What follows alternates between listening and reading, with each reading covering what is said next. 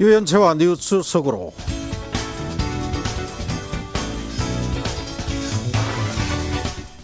중국과 대만 양완 관계라는 외교적 갈등 속에 뜻하지 않은 피해자가 된 걸그룹 트와이스의 쯔위양. 유튜브에 올린 사과 동영상이 대만의 반발을 불러왔고, 또 국내 여론도 이 소속사에 대해서 강한 비난을 하고 있습니다.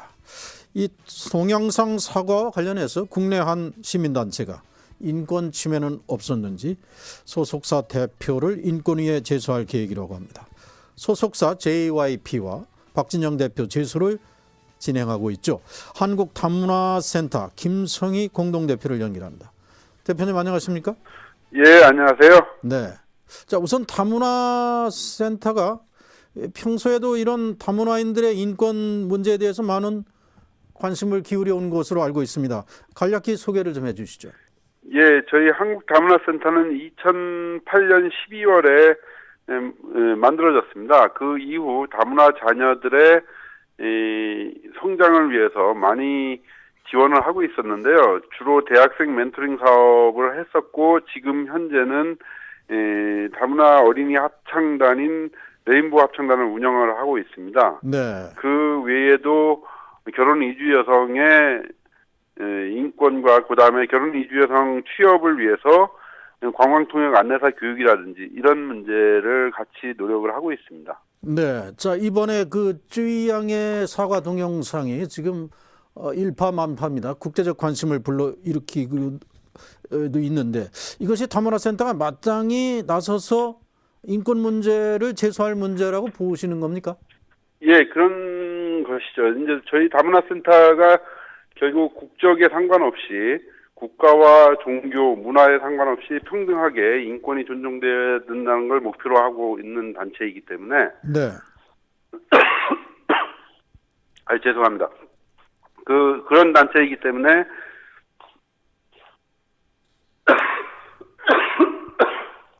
예, 죄송합니다.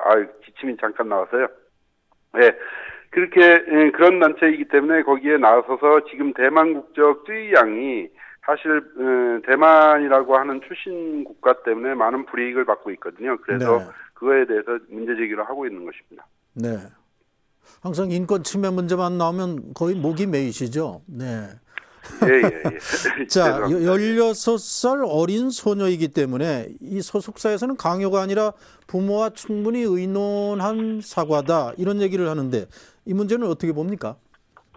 예, 제가 보기에는 소속사의 입장이 그럴 수도 있다고 생각을 하는데요.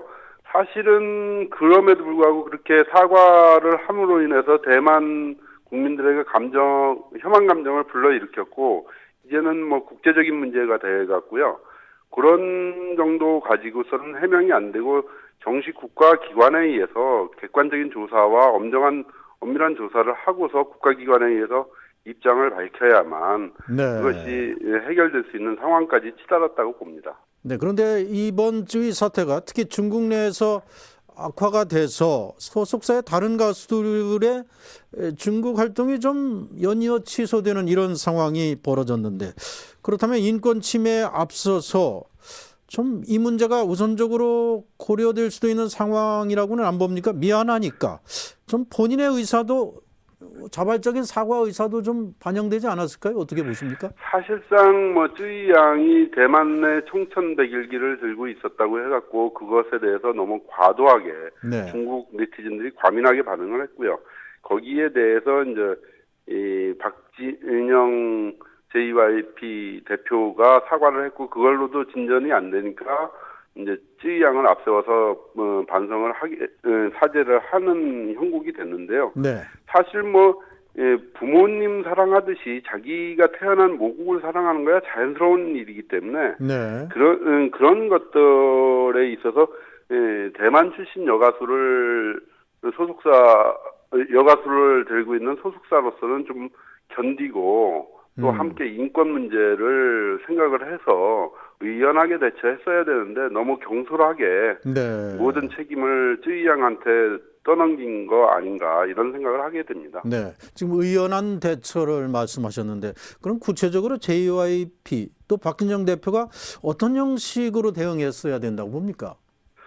뭐 중국 네티즌들의 그런 감정은 충분히 이해를 하지만 네. 지금 쯔위 양은 대만에서 태어났고 그 고향과 모국을 사랑하는 그런 마음도 있기 때문에 그 양심의 자유에 입각해서 한 것이고 그것을 너무 과민하게 반응하는 것은 유감이다.